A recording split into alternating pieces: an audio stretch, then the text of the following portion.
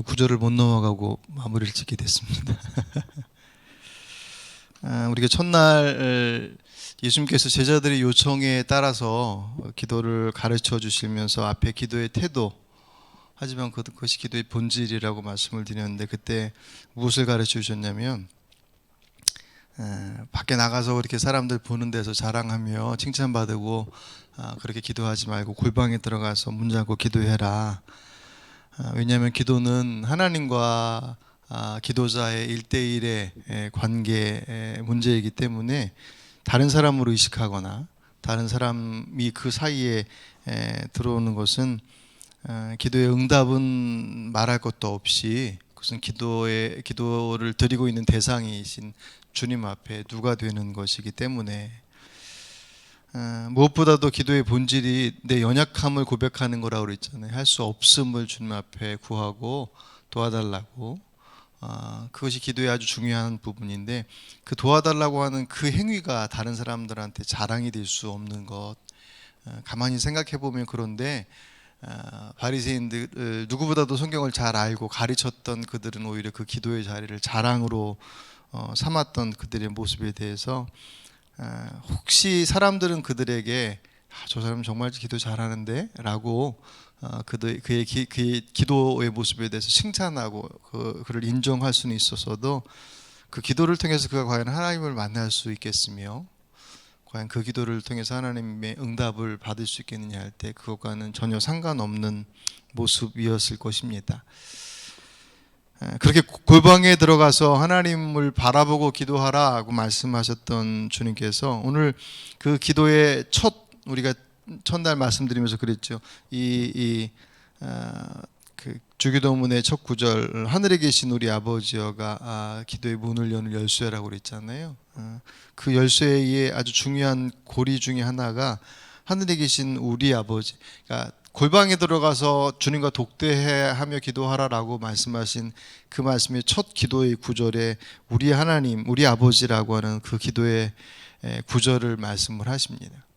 우리 아버지라고 할 때 사실 우리 문화 속에, 한국 문화 속에서 우리라고 하는 이 인칭 대명사는 사실 되게 폭넓게 사용되어져요. 그러니까 우리 그러면 이렇게 공동체의 여럿을 의미하잖아요. 근데 그렇게 우리 같이 식사해요, 뭐 그렇게 할 때야 같이 식사하는 거니까 그렇지만 같이 공유할 수 없는 것까지도 우리라고 하는 단어를 종종 사용합니다. 그러니까 뭐 친구하고 얘기할 때 우리 집사람이 그러는데, 뭐 우리 애가 그러는데, 그러니까 아무리 친해도 자기 집사람하고 애를 공유할 수는 없잖아요. 어떤 의미인지 아시겠죠? 우리라고 하는 단어가 그냥 같이 공유할 수 있다라고 하는 것의 본래적 의미와 함께 그냥 우리의 문화 속에서는 그냥 내 거라고 하는 것이 같이 그냥 들어가 있어요. 그렇게 혼용되어서 사용되어질 때가 많이 있어요. 그래서 우리들은 알아요. 근데 외국 사람들은 몰라요. 그런 것들에 대해서. 그 단어를 쓰는데 왜 거기 우리를 쓰는데 왜 우리 아내야? 네 아내하고 제 아내하고 뭐 그렇게 생각할 수도 있는 그런 의미 속에서. 그래서 주기도문을 시작할 때 하늘에 계신 우리 아버지여라고 하지만, 그때의 우리 아버지는 그냥 우리 애들의 아버지라고 하는 개념보다는 그냥 내 아버지라고 하는 의미로서 이해하고 넘어가는 것이 일반적인 모습들이에요. 그런데 과연 성경에 예수님께서 이 기도를 가르쳐 주실 때 주기도문의 이 내용을 이렇게 왜 구절 보냐면, 이것이 그냥 하나의 기도문의 예시가 아니라 말 그대로 그냥 기준인 거예요. 기도는 이렇게 하는 거야. 주문으로서 이거 반복해서 해라라고 하는 것이 아니라 기도는 바로 이런 것이야 라고 하는 기도의 가장 중요한 핵심, 그 표본을 말씀해 주시는 것, 그 속에서 모든 것들이 만들어져 가는 것이니까 단어 하나하나가 가지고 있는 의미가 사실 너무나도 중요하거든요. 그런데 우리의 아버지라고 할 때 그 우리가 생각하는, 우리가 한국 문화에 사용하는 그런 의미 속에서 우리겠느냐 할 때 그렇지 않더라는 거예요. 당장 오늘 본문 바로 전에 나와 있는 마태복음 5장 23절로 24절에 보시면, 그러므로 내가 제단에 제물을 드리려고 하다가 내 형제나 자매가 내게 어떤 원한을 품고 있다는 생각이 나거든 너는 그 제물을 제단에 앞에 놓아두고 먼저 가서 내 형제나 자매와 화해하여라. 그런 다음에 돌아와서 제물을 드려라. 아멘. 이것은 형제들과의 관계에 대한 부분들을 얘기합니다. 그러니까 성도들과의 관계, 형제와 자매들과의 관계는 수평적 관계잖아요. 우리가 함께 있는. 근데 그 수평적 관계가 하나님 앞에 예배드리는, 하나님 앞에 기도하는 수직적 관계와 아주 밀접한 관련성을 가지고 있다는 거예요. 그러니까 주님 앞에 예배하러 왔는데 지체들과의 관계 속에서 뭔가 어그러진 게 있으면 예배드리기 전에 그 사람하고 화해하고 와서 예배를 드려 라고 할 정도로 그분과의 수직적 관계의 예배에 수평적 관계의 내용들이 영향을 미칠 만큼 우리라고 하는 것은 신앙을 이루는 데서 대단히 중요한 의미를 가지고 있다. 우리가 생각하는 것보다 훨씬 더 중요하다라고 하는 거예요. 그러니까 앞에서도 거듭 말씀드리는 것처럼 개인의 고백으로 출발하는 신앙이지만 그것은 그냥 나 혼자서 하나님 찾고 그 하나님으로부터 무언가를 응답받고 또 그 안에서 누리고 살아가는 것이 신앙의 핵심일 수 없다라고 하는 거예요. 그게 중요한 부분이긴 하지만 그것이 반드시 내가 하나님을 나의 아버지로 고백하는 것만큼 우리 하나님이라고 고백되어지는 그 다른 내가 하나님 믿는 것처럼 그 다른 사람에게 있어도 그 하나님은 아버지라는 거예요.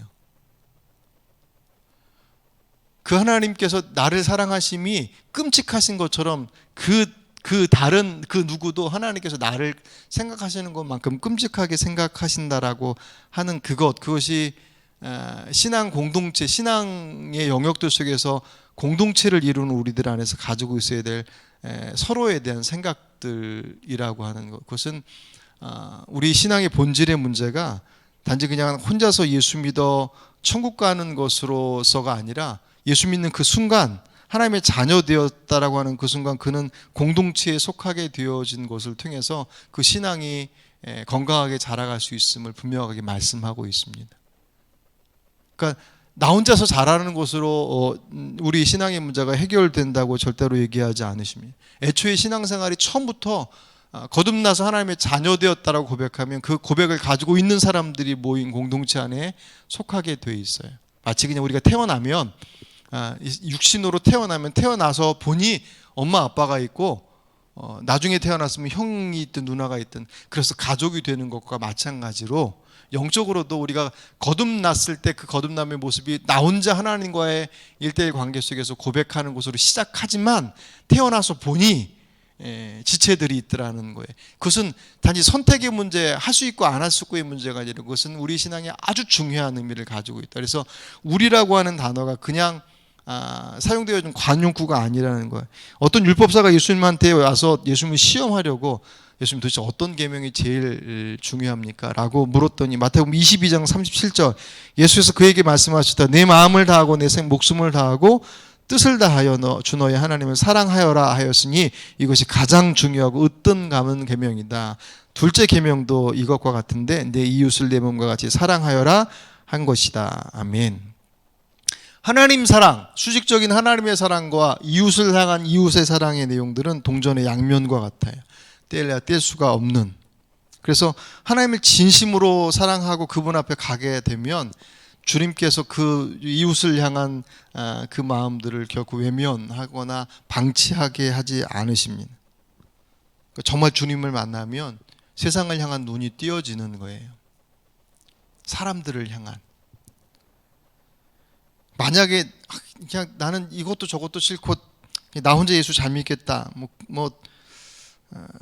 그렇게 할 수야 있겠지만 그 신앙이 건강한 신앙일 수 있겠느냐 할 때 건강한 신앙일 수가 없어요. 그러니까 이건 우리들의 생각이고 우리들의 환경 속에서 선택할 수 있다고 생각하고 선택해서 정말 그렇게 하기도 하지만 요새 가나안 교인이라고 해서 정말 아픔 때문에 교회를 떠나서 공동체에 속하지 못하고 개인의 신앙의 자리 가운데 머물러 계신 분들이 많이 있잖아요. 그 책임의 중함이 어디 있느냐라고 하는 것들을 따지는 것은 둘째 문제더라도 그렇게 공동체와 떨어져서 홀로 있는 모습으로서의 신앙의 모습이 건강해질 수가 없어요. 그 안타까움이 그 안에 분명히 있습니다. 기독교 신앙, 우리 신앙의 본질. 그러니까 하나님을 만났는데 근데 그 하나님께서 이웃에 대한 아무런 관심을 갖지 않고 혹은 폐쇄적이거나 그런 것을 용인한다고 한다면 그 하나님은 성경에서 말씀하신 하나님이 아닐 거예요. 우리 안에서 만들어 놓은 어떤 면에서 보면 우리들의 우상, 하나님의 형상을 하고 있는 우상일 수 있을 수 있어도 성경에서 말씀하시고 있는 하나님의 모습은 아니라는 것입니다. 하나님을 아버지라고 고백하는 우리들이 모여 있는 공동체가 바로 교회잖아요. 그것이 하늘빛 교회냐 어느 교회냐라고 하는 그 지역에 있는 로컬 처치가 됐든 아니면 뭐 그렇게 이렇게 우리 예배당처럼 형태를 갖고 있지 못하더라도 어쨌든 주님의 이름으로 고백하고 있는 이들이 모여 있는 그곳에서 우리들의 연약함과 나약함들이 함께 나누어주고 그 속에서 생사고락까지 얘기하기 너무 깊겠지만 그 모여있는 사람들이 삶을 나누는 거예요. 아버지 동일하게 고백하는 하나님 앞에서 그들의 삶을 함께 나누는 공동체가 바로 교회예요. 그러니까 삶이 나눠지지 않는, 그들의 아픔과 그들의 연약함들이 함께 교류되지 않는 공동체는 교회일 수 없어요. 아무리 많은 사람이 모여도 아무리 좋은 시스템과 좋은 내용들을 가지고 있다 할지라도 그 안에 하나님을 아버지로 고백함의 그 믿음의 공동체에서 함께 가족의 모습들을 이루지 못하고 있다고 한다면 그 형태가 어떤 모습이든 그게 속회가 됐던 뭐가 됐던 어떤 형태가 됐든지 그 안에서 함께 믿음 안에서의 내용들을 나누고 있지 못하다고 한다면 그것은 교회의 모습일 수 없습니다. 우리들이 현실의 교회는 그 공동체를 이루어가는 과정들이 녹록지 않아요. 우리가 경험하고 있지 않습니까? 그 안에서 함께 모여서 신앙생활을 하는 모습이 늘 기쁨과 감사와 즐거움 속에 있지 못합니다. 때로는 분란도 있고 갈등도 있고 아픔도 있습니다. 그래서 좀 이렇게 조용히 믿고 싶어 합니다. 하나님만 바라보고 우리가 신앙생활 하나님만 보고 하는 거니까 그래서 주님 앞에 예배만 드리고 싶고 하는 그런 마음들 있어요. 충분히 심정 이해합니다. 그리고 때로는 일정 기간 어떤 영적인 회복을 위해서 그런 시간들이 필요할 때도 있습니다. 그런데 그것이 만약에 그의 신앙의 믿음의 방식이 된다고 한다면 그 신앙은 아까도 말씀드렸던 것처럼 건강한 신앙일 수 없어요. 건강할 수 없어요. 왜 하나님께서 지으신 좀 다른 얘기겠지만 그런 거에 세상에도 법칙이 있고 영적인 부분에도 법칙이 있잖아요. 그것은 이 땅을 만드신 하나님께서 지으신 것이란 말이에요. 예. 물리적인 법칙으로는 2층, 3층에서 뛰어내리면 어떻게 될까요? 다치겠죠. 뭐. 난 안 다칠 거야. 난 나을 수 있어. 뭐 그런 것처럼 내 마음은 확신에 차 있고 나는 뭐 틀림없어. 뭐 그렇게 해서 3층이고 4층에서 뛰어내리면 자기의 마음은 확신이 있고 틀림없을 거라고 괜찮을 거라고 생각하지만 떨어져 있는 자신의 모습 어딘가가 닫혀 있을 거란 말이에요. 왜냐하면 이 땅을 지으셨을 때 물리 법칙에 의해서 중력에 의해서 그 무게만큼 떨어지면 그 충격을 그대로 다 받으니까. 그러니까 내가 아니라고 해서 안 되는 게 아니에요. 지으신 바 이 땅의 법칙과 원리가 그렇다고 한다면 그 원리 속에 들어가 있는 우리들은 그 속에 살아가는 거예요. 영적인 원리도 똑같아요. 이건 이렇게 하면 되지 뭐.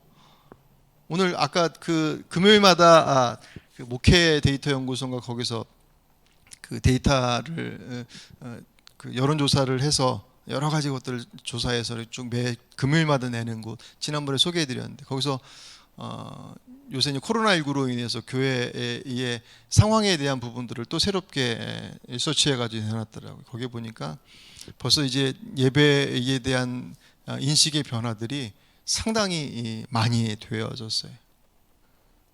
3월 달에 이렇게 그 조사했던 것하고 7월 달, 지금 10월 달인가 아직 좀 더 좀 더 아직 있는 3개월이나 차이가 있잖아요. 그런데도 불구하고 그 3월 달에서 조사했던 내용하고 7월 달에 조사했던 4개월밖에 지나지 않았음에도 불구하고 예배에 대한 성도들의 생각이 되게 많이 바뀌었어요. 굳이 뭐 성전에서 예배하지 않아도 된다라고 하는 그 생각들의 퍼센트가 엄청나게 많이 늘었어요. 그리고부터 3개월이 더 지났으니까 아마 지금 또 조사하면 또 다를걸요. 목회자들에게 있어서 이 상황들을 해결하는 데 있어서 가장 중요한 것이 무엇이겠느냐라고 물었을 때 목회자들의 대답의 많은 수는 공동체성의 회복에 있다라고 하는 것에 대한 답을 냈던 반면에 성도들 안에서의 답은 온라인 시스템의 보완, 관심이 다르고 목적이 다른 부분들이에요. 그러니까 그 데이터를 쭉 보니까는 이 우리들의 현장이 시간이 가면 갈수록 훨씬 더 열악해진다라는 생각을 안 할 수가 없습니다. 공동체 안에서 그 공동체를 이루어가는 것, 어쨌든 하나님께서 주신 그 본래의 모습들을 이루어가는 것이 단지 그냥 그 부족하고 연약함들 속에서 지지고 볶고 하면서도 그 공동체를 이루어 나가는 것은 단지 그냥 살림살이를 억지로 꾸려 나가는 것이 아니라 그것이 우리들의 신앙의 한 부분인 거예요. 지지고 볶고 하는 과정들 속에서 세상 같으면 우리가 그 부분에 대해서 그냥 안 보면 그만이지라고 던져버릴 수 있는 것들이 공동체 안에 있어서 그 말씀을 따라서 우리들의 삶을 조정하는 그 과정들이 주님 앞에 우리들의 신앙의 모습들을 만들어가는 또 하나의 훈련의 과정이 되더란 말이에요. 그 모습을 놓쳐버리거나 그 모습을 외면해버리면 그 신앙이 건강해질 수 없어요. 오늘 주기도문에서 우리라고 하는 단어가 6번이나 나와요. 헬라어에 가서 보면 9번이나 나옵니다. 그때 우리는 모호한 우리가 아니에요. 말 그대로 살 부딪히고 함께 고민하고 함께 아파하고 함께 지지고 볶고 있는 공동체 안에 있는, 그 안에서 함께 기도하고 예배하고 부대끼면서 한 몸이 되어가는 것, 그것이 하늘 아버지의 뜻이다.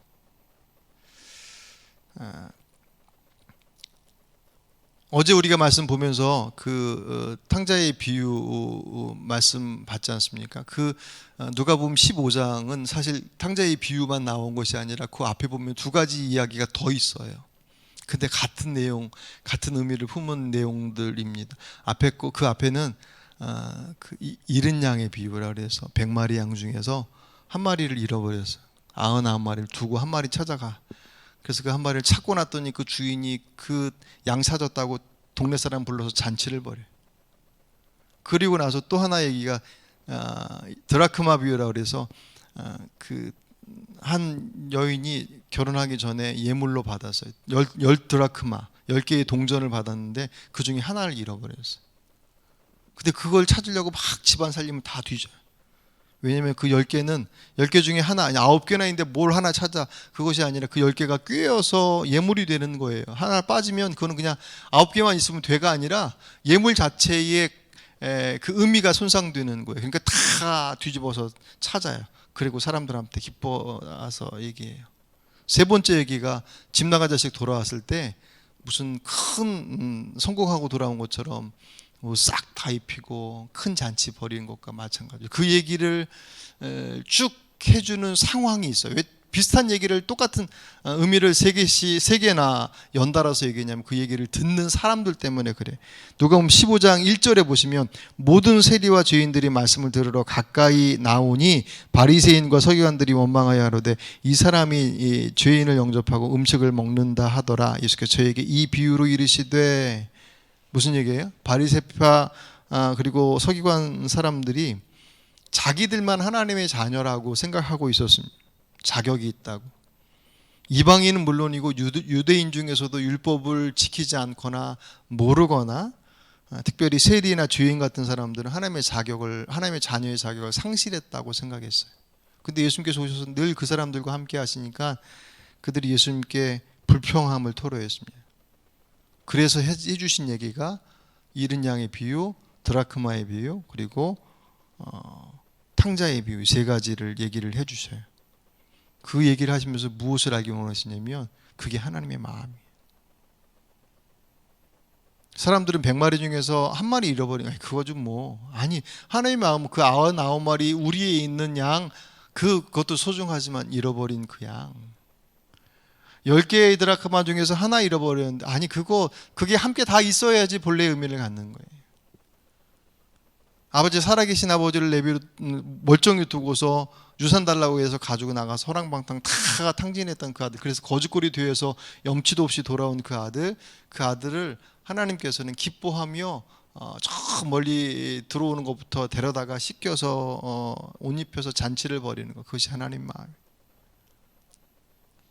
바리새인들과 서기관들은 자신들만이 하나님의 백성인 것으로, 그래서 그들을 판단하고 정죄하고 밀어내고 그들 안에서 그 모습이 하나님께서 원하시는 것이다라고 착각하고 있었던 그들에게 주님께서 아니다, 너희들도 소중하지만 그 잃어버린 양, 잃어버린 드라카마, 잃어버린 동생, 그들을 향한 하나님의 마음, 그 마음을 알아야 된다.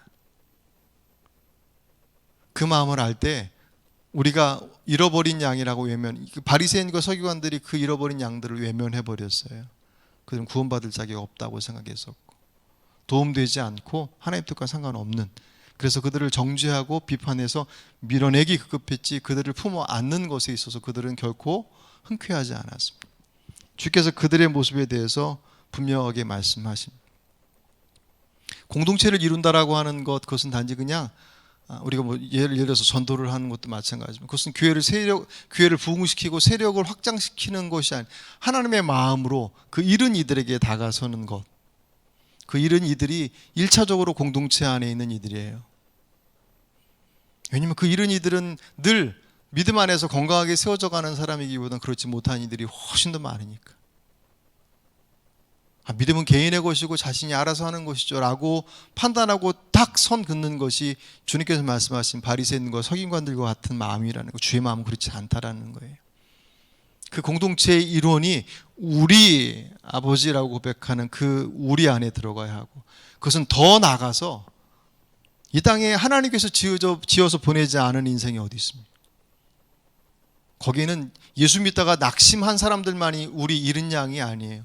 결국 예수 믿지 않지만 하나님을 아버지로 고백하고 있지 않지만 마치 잃어버린 그 둘째 아들처럼 아버지 재산 받아서 그냥 이제 인연 끊읍시다 그러고 탁 자르고 가버리는 것처럼 하나님과 전혀 상관없이 살아가는 이 땅의 뭇 백성들 또한 주님의 마음속에서는 잃어버린 자녀란 말이죠. 그들을 향한 우리들의 기도는 그냥 우리가 구제를 해야 되고 우리가 돌봐서 전도해야 되고 그런 차원에서의 접근이 아니라 아버지의 마음을 아는 자가 그 일에 함께 기도하고 그 기도의 첫 자락부터 우리라고 하는 것을 통해서 우리 공동체와 이 땅을 향한 하나님의 마음을 품고 기도의 자리로 나가야 되는 것, 그것이 기도의 문을 여는 가장 중요한 열쇠 중에 하나입니다. 오늘 이 저녁 특별히 여러분 가지고 나오신 기도의 제목들이 있지만 오늘 이 말씀을 기억하시면 우리라고 하는 이 단어, 우리 아버지라고 고백해야 할 지체들이 우리 공동체 안에도 분명히 있습니다. 그 공동체 안에서 함께 주님의 자녀다움을 이루어야 할 우리의 모습들이 정말 온전히 주의 뜻 가운데 그 뜻을 이루어갈 수 있는 공동체가 될 수 있도록 해달라고 오늘 특별히 교회를 위해서 기도하시고, 또 하나 우리 안에서 잃어버린, 낙심하거나 상처 가운데 아픔 가운데 외면되어져 있는 이들을 위해서 여러분 기도해 주십시오. 그 관계가 온전히 회복되어지고 정말 주님께서 기뻐하시는 공동체의 모습, 교회의 모습을, 한 몸의 모습을 이루어갈 수 있도록 기도하시고, 더 나아가서 이 땅을 향한 오늘 저희들이 이 앞에 강단에 감사절 때는 어쨌든 모여진 것들 가지고 그 주변에 있는 교회들을 돕긴 하지만 어쨌든 우리들의 주어진 이곳에서의 사명과 사역의 자리 가운데 결코 우리 주신 이 땅 위에서의 사명들을 외면하지 않고 그 잃어버린 양, 잃어버린 지체들이 우리의 공동체 안을 넘어서서 이 지역과 우리에게 맡겨주신 영역들 안에 그들에게까지도 더 손 내놓고 주님의 손과 발이 되어지고 눈이 되어져서 그곳에 이 지역 안에서 역할들을 감당할 수 있는 우리 교회가 될 수 있도록 해달라고 오늘 그것을 위해서 여러분 기도하시고, 오늘 저녁 기도의 특별 저녁 기도의 마지막 날이지만 오늘 우리들에게 주신 이 기도의 아주 중요한 그 세 가지의 그 하나님의 전능하심과 그분께서 내 아버지 되시고 그 아버지 되신 우리의 공동체 안에서 함께 고백되어지고 이루어져야 함을 말씀하고 있는 이 첫 구절 속에서 우리들의 기도가 다시금 새로워지고 그 풍성함들을 누릴 수 있는 오늘 저 여러분의 삶이 되시길 주 이름으로 축복합니다. 기도하시겠습니다. 감사합니다 주님.